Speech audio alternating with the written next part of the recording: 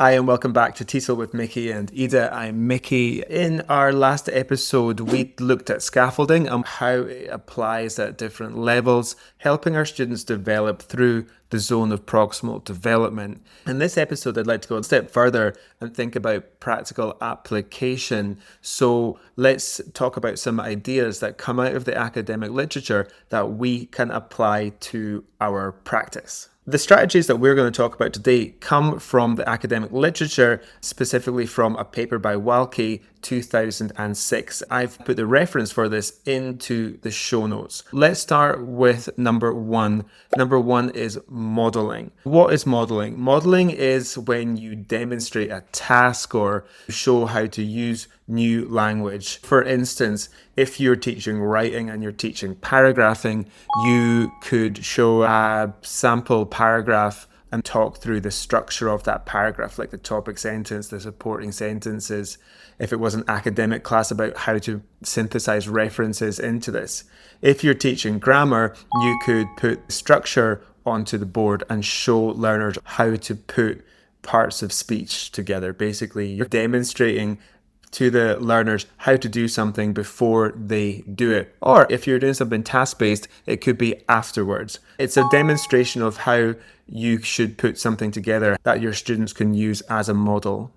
The second one is bridging. Bridging is about activation and linking. When learners come into our practice, they're not blank slates. They already have knowledge. They already have experiences. So how can you use that to help you and them engage with the lesson? For instance, if you are talking about climate change, it might be that students have a passion for that. It might be that they have experience of the effects of it in their home country. So what is it that you can do with their knowledge and experience to help your class be more successful? The third one we have is contextualization. What we're trying to do with contextualization is take abstract language and make it much more accessible. We could do this with visuals, we can do it with gestures, we could do it with something like realia. Something quite common is to use a timeline when you're talking about different grammar points. If you're trying to show the difference between the present simple, continuous, or perfect, it's common to use a timeline to do that. Next up, we have schema building. Sometimes my students get confused between bridging and schema building. Bridging is about activation and linking between your lesson and what the student already knows. Schema building is actually about organization or even reorganization. So it's about cognition. So here you're helping learners organize knowledge by showing connections. So this could be something like a brainstorm. You could brainstorm a lot of vocabulary and then organize it. If you were talking in your lesson about travel, then you might want to organize vocabulary into transport, accommodation, activities, and you could then put these into a flow chart, or you could then have them structure that into something where they write a persuasive essay. Schema building is about trying to organize and reorganize language, which really speaks to those fundamentals of sociocultural theory that we talked about right at the beginning of this series. Number 5 is representing texts. This is where we're transforming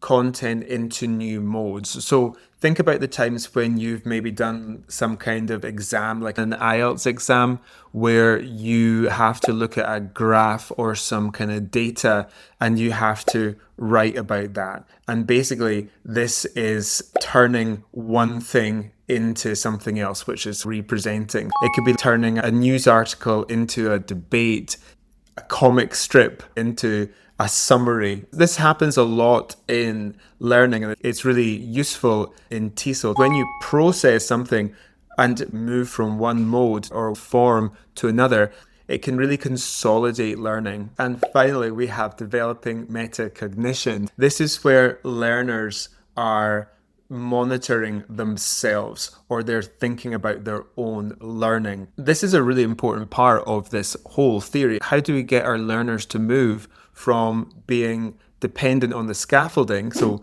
we're trying to get them in the zone of proximal development, so they need to be scaffolded there. But we don't want them to be in there all the time. We want that zone to move. So we want it to change from them being dependent on us to being independent. That's the goal. Therefore, developing metacognition is a really important thing to do with them in the classroom. You could get learners to reflect on their strategies to understand a text. You could give them a checklist when writing an essay. You could give them a critical thinking worksheet. What about getting learners to do think alouds as they are going through a process? Back at the beginning of this series, we talked about language being a tool for thought. If students can think aloud, they can externalize that inner voice and think about a process that they're going through when they are doing a task. So lots of options here. Whatever it is, it has to be something which is going to help them think about their own learning so that they can do it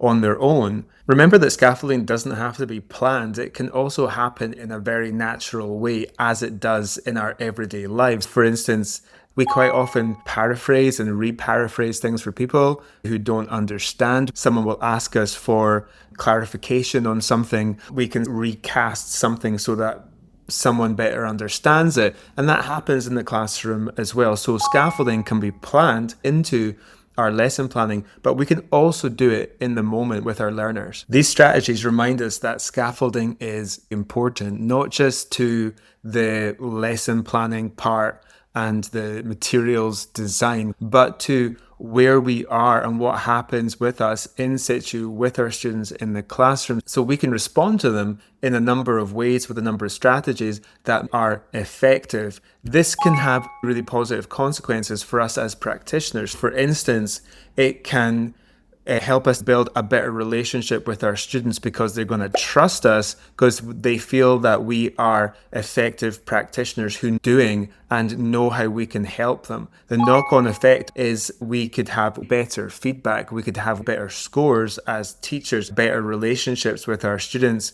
We can help them get to better outcomes so their results might be better. It can also help us increase engagement in the class and retain students if that's an issue for us. From developing good practice through something like scaffolding, there's a lot of benefits to be had. The important thing to remember about all of it is that all of these structures are temporary because we're trying to help the learner in the zone of proximal development to become more independent so that they can succeed alone. In our next episode, we're going to zoom out a bit and look at cultural and mediation tools, thinking about language and technology and how this shapes learning. As usual, if you find this helpful, please give it a thumbs up and subscribe to our channel. More importantly, if you think it can help somebody else, then please share it with them. Which scaffolding strategies do you use? Add them to the comments. Thank you so much for listening to this and see you next time.